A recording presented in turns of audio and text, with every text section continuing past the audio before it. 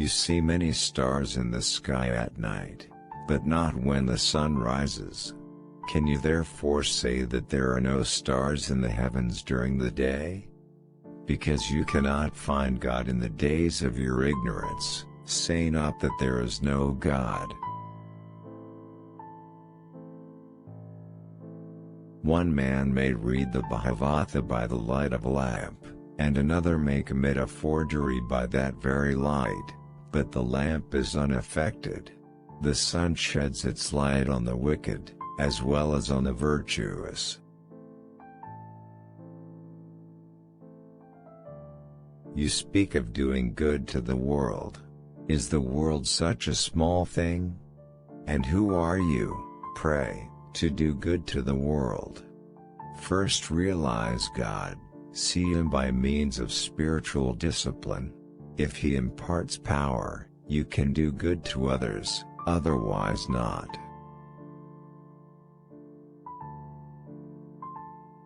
What Brahman is cannot be described.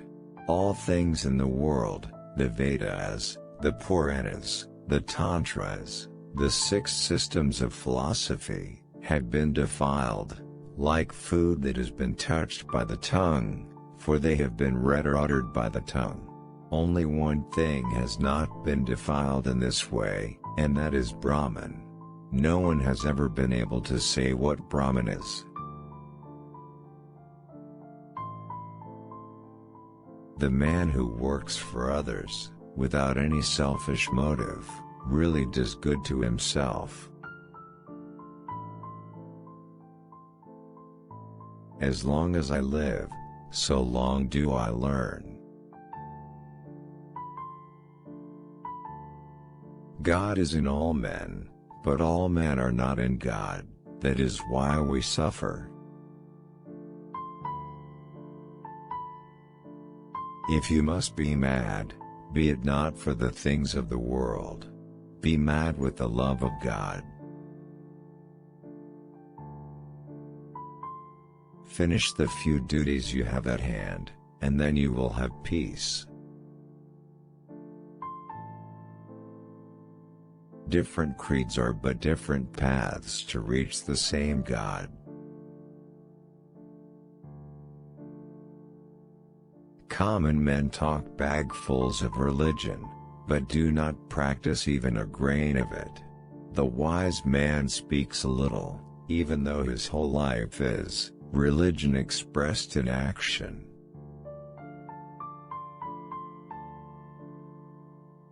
The winds of God's grace are always blowing. It is for us to raise our sails. Do not seek illumination unless you seek it as a man whose hair is on fire seeks a pond. Bondage and liberation are of the mind alone.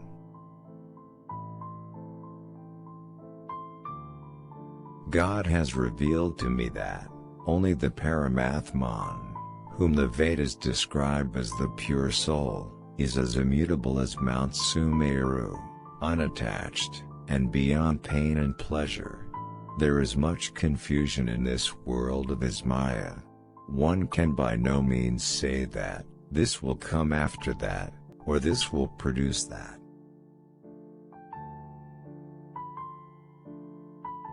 God is everywhere, but He is most manifest in man. So serve man as God. That is as good as worshipping God.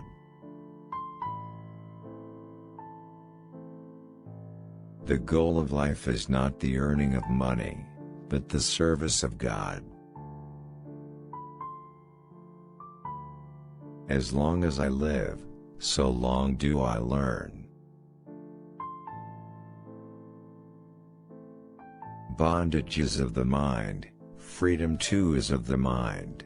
If you say, I am a free soul, I am a son of God, who can bind me? Free you shall be. Through selfless work, love of God grows in heart.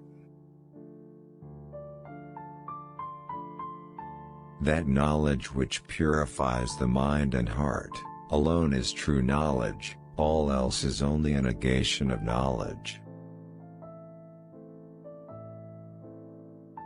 When divine vision is attained, all appear equal, and there remains no distinction of good and bad, or of high and low.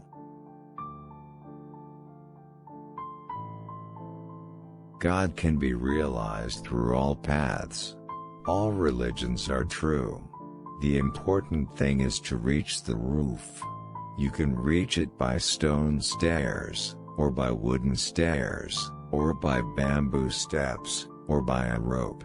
You can also climb up by a bamboo pole.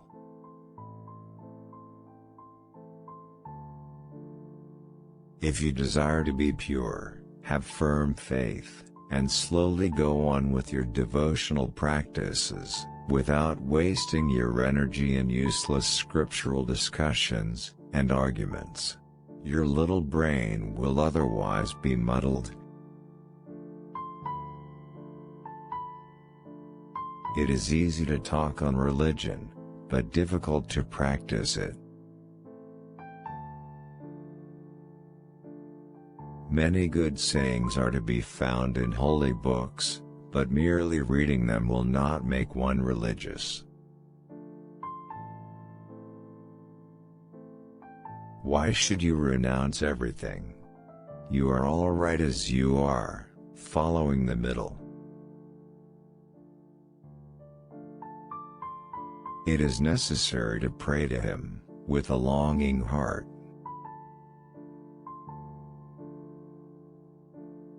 He is born in vain, who having attained the human birth, so difficult to get, does not attempt to realize God in this very life. If you first fortify yourself with the true knowledge of the universal self, and then live in the midst of wealth and worldliness, surely they will in no way affect you.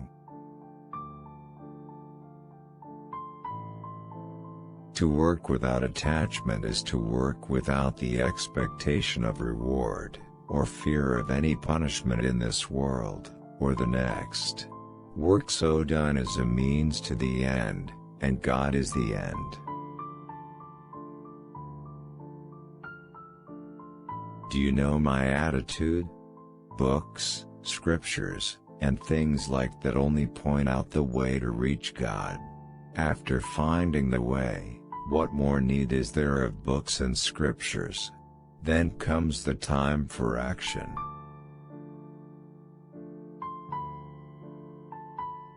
Disease is the tax which the soul pays for the body, as the tenant pays house rent for the use of the house.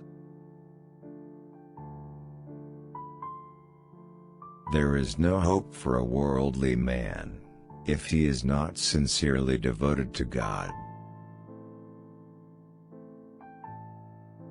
When the flower blooms, the bees come uninvited. Pray to God that your attachment to such transitory things as wealth, name, and creature comforts may become less and less every day.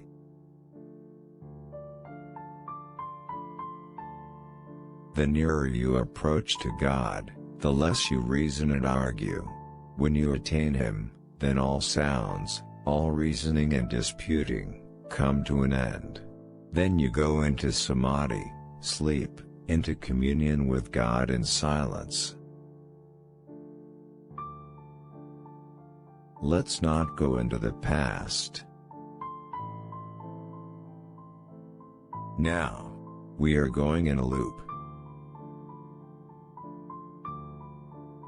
Only two kinds of people can attain self-knowledge: those who are not encumbered at all with learning, that is to say, whose minds are not overcrowded with thoughts borrowed from others, and those who, after studying all the scriptures and sciences, have come to realize that they know nothing.